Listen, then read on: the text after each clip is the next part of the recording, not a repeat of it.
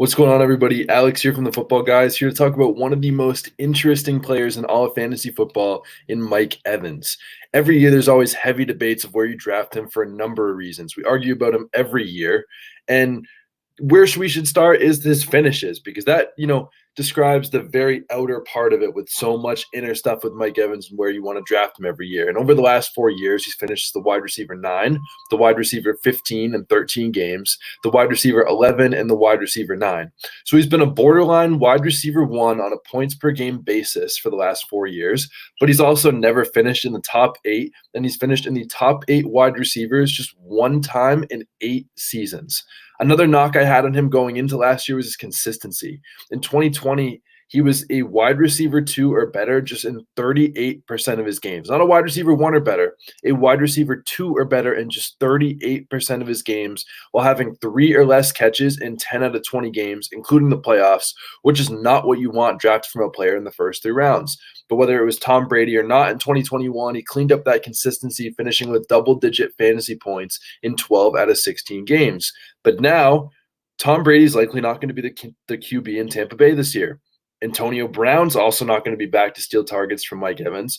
Chris Godwin has a torn ACL, and either he's not going to be back with Tampa, or he's going to miss the first month of the season if he does come back. We also don't know if Rob Gronkowski's going to be back in Tampa Bay or in the NFL in general, as he could also retire. With all these questions and the different teammates and weapons Mike Evans played with, I think I'm willing to buy the discount, because Mike Evans, at this point, has finished as a wide receiver 1 in points per game in 4 straight years, really, in points per game.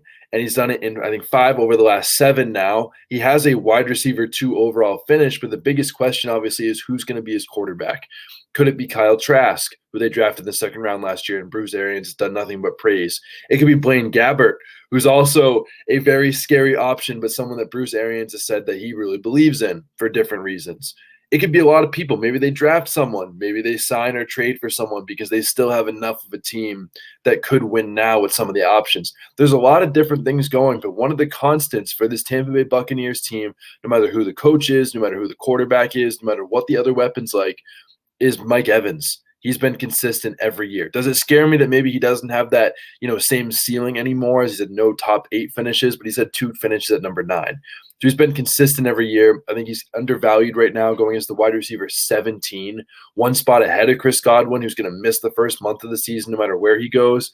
I think I'm willing to buy Mike Evans at this point. I'm not a guy that I usually like because of the consistency issues, but when he's going as low as wide receiver 17 with all these uncertainties, even though with all those uncertainties he's done nothing but produce, I'm willing to buy Mike Evans going into next year. I think that he is someone that is going to be a value come draft time, both right now and as the season gets closer. No matter what happens, I think that Mike Evans will continue to be a value in fantasy football. And that is it. If you enjoy these Football Guys videos, please don't forget to subscribe and turn those bell notifications on, and keep enjoying new content coming out each and every single day.